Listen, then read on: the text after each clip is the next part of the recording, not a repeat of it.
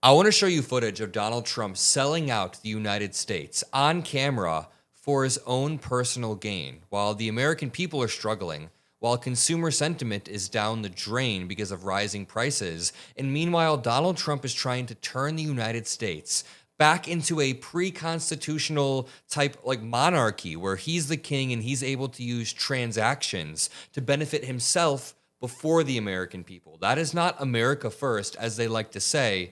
It's quite the opposite. Before I even jump in to Donald Trump selling our country out, I have to just lead with this key moment of Trump legitimately melting down, like vomiting vitriol out of his mouth at a reporter and saying that ABC should have their license taken away for asking an Epstein question. Take a listen. Is that pretty good? Mr. President, why wait for Congress to release the Epstein files? Why not just do it now? You know, it's not the question that I mind, it's your attitude. I think you are a terrible reporter. It's the way you ask these questions. You start off with a man who's highly respected, asking him a horrible, insubordinate, and just a terrible question. The question was about the political process. Why wait to release the Epstein files when you can unilaterally do it, number one? Number two, the way that he squirms and acts like a rat trapped in a corner whenever he's asked a simple question about Epstein is more indicative than anything else. And you could even ask that same exact question nicely. You're all psyched up. Somebody psychs you over at ABC. You're going to psych it. You're a terrible person and a terrible reporter. As far as the Epstein files is, I have nothing to do with Jeffrey Epstein. I threw him out of my club many years ago because She's like, here's a personal attack. You're a terrible person. You're a terrible reporter. Your kids are trash. And then I'm going to try to take the moral high ground and say that I'm better than Jeffrey Epstein, even though Epstein was in his emails saying that Trump is dirty, that Trump is incredibly dirty, that he has leverage over Trump, that Trump had his nose pressed up against the glass watching young girls swimming in pools. I thought he was a sick pervert. But I guess I turned out to be right. But you know who does have? Bill Clinton, Larry Summers, who ran Harvard, was with him every single night, every single weekend. They lived together. They went to his island many times. I never did. People are wise to your hoax, and ABC's your company, your crappy company, is one of the perpetrators. And I'll tell you something. So why not just sign it now? I think the license should be taken away from ABC because your news is so fake and it's so wrong.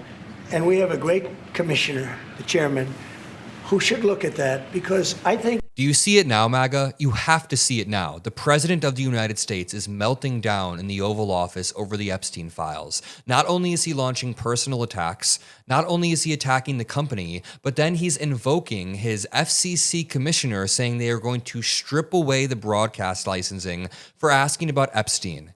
You guys for years have been saying that fake news is going to get their day, but maybe fake news was just asking questions for transparency reasons. Maybe we want to hear about the Epstein files for transparency reasons. Maybe it's not quote unquote fake news. Maybe it's just journalists and Donald Trump is deflecting. Do you see it now, MAGA? It's so clear. Throughout this meeting, it only gets worse. I urge you to drop a like, watch until the end, and make sure you're subscribed to the Adam Mockler feed to help us beat MAGA media. Watch this dude. He starts off the meeting with Mohammed bin Salman by saying that he's done an incredible job in terms of human rights.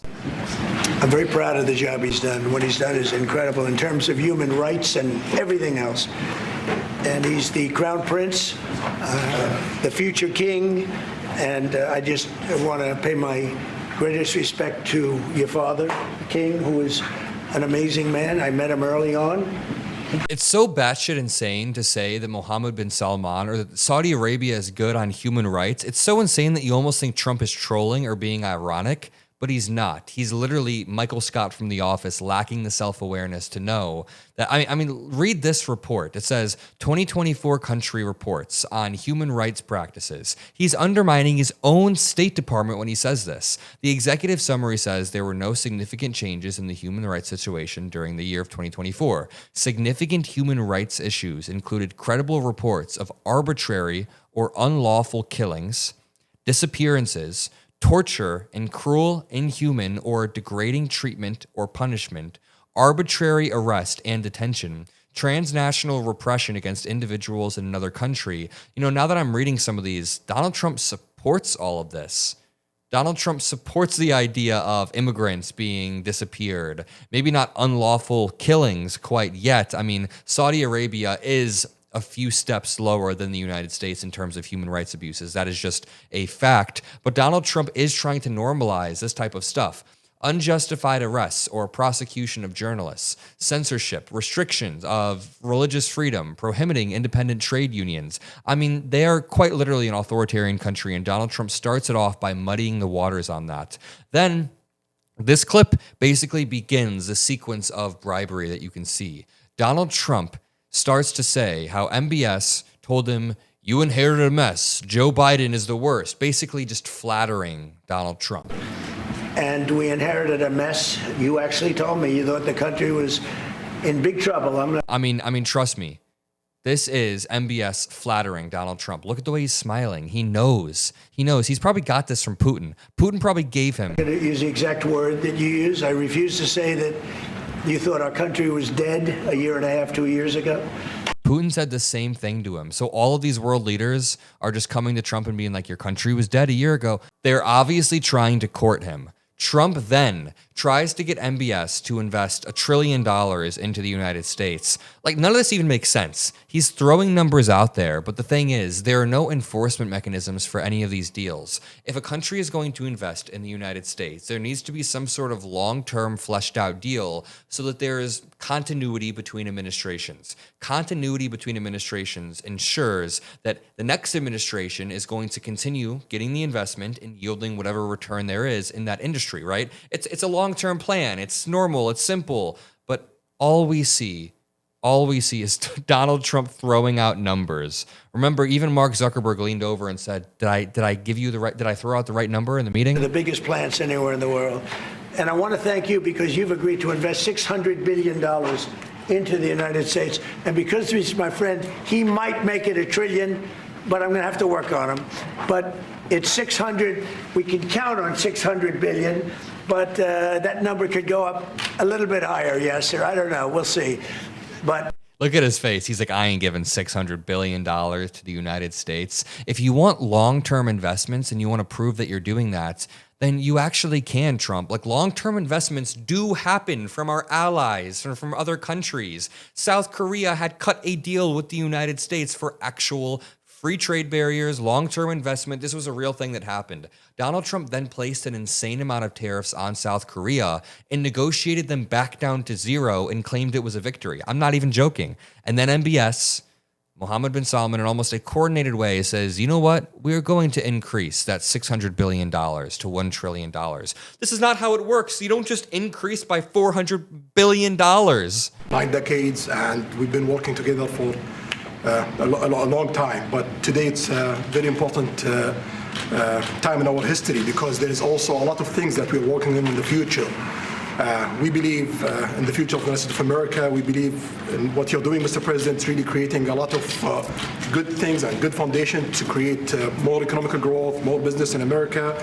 And it will also your work for the world peace. I believe, Mr. President, today and tomorrow we're going to announce that we are going to increase that $600 billion to almost $1 trillion of investment, real investment and real opportunity. Wait, he's not even listening. Trump's not even listening. He's not even excited. So he asked for an increase, and when he got it, there was no reaction. This dude is just, it's like a WWE type show that he's trying to put on. Look at how I can make deals on the spot. Let me show you what actual diplomacy looks like. Going across and representing the United States, or at least California, is what Governor Newsom just did. I literally came out here. I'm stunned. I'm just stunned. I got 4 kids. The hell's going on in my country? Not one person from the administration.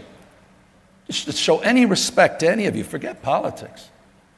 Disrespect. We're in Brazil, one of our great trading partners, one of the world's great democracies.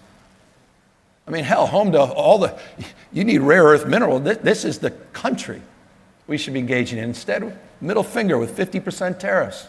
That's kind of Donald Trump's entire style of diplomacy. There's a reason why Governor Newsom is currently leading as the Democratic presidential nominee in 2028 on the call sheet market, on all of the prediction markets. Right under Governor Newsom, you see AOC, Then you see Kamala Harris at 6%, Josh Shapiro, Pete Buttigieg, Wes Moore. I find the top two candidates here to be the most captivating. I find AOC to be an incredibly captivating speaker, a great politician. Gavin Newsom is also just meeting the moment. Whether or not you like him, you have to admit he's meeting the moment. There's a reason why his rating, his chances on call sheet have increased over the past months, over the past 3 or 4 months. It's because he's stepped up. He's really met the moments. And the reason why I bring this up is to just contrast it with the way that Donald Trump speaks when he's talking to other world leaders. Ted Lieu points out a weak president walking past a U.S. flag near the ground. America in decline under Trump. It got 1 million views, a bunch of likes, because people can see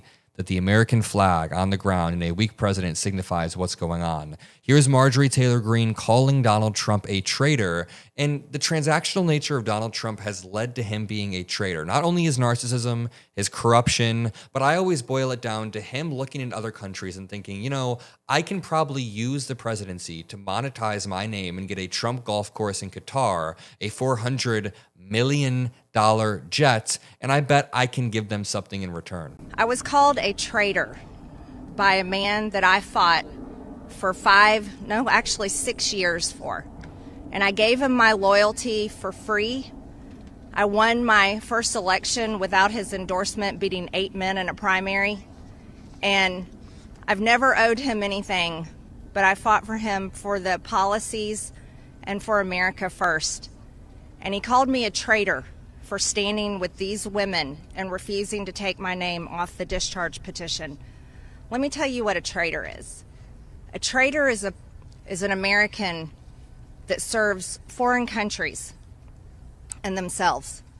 I mean, she's subtly implying that Trump is a traitor. He's serving himself in this scenario. You know what a traitor does? A weak traitor muddies the waters on the killings of journalists across the world. Trump just defended Mohammed bin Salman and Saudi Arabia by proxy by saying that nobody knows anything about the killing of this journalist that was, quote unquote, mysteriously killed by Saudi Arabia. As far as this gentleman is concerned, he's done a phenomenal job. You're mentioning somebody that was extremely controversial. A lot of people didn't like that gentleman that you're talking about. Whether you like him or didn't like him, things happen. But he knew nothing about it, and we can leave it at that. He just downplayed the hell out of this. A lot of people didn't like this guy. I mean, just to read the summary, a team with close ties to the Saudi government killed and dismembered him in what a UN investigation called a state-sponsored extrajudicial killing. The murder was the result of a premeditated plan, and the Saudi government has faced international pressure and condemnation, yet Donald Trump is muddying the waters like a weak, pussy-ass leader who legitimately can't stand up with any moral clarity to anybody. That's why Marjorie Taylor Greene may have subtly implied that he's a traitor. That is why Governor Gavin Newsom has to go around on the global stage and represent the United States, and that is why we will continue to fight every single day. Double check to make sure you're subscribed. I love you all, and peace out.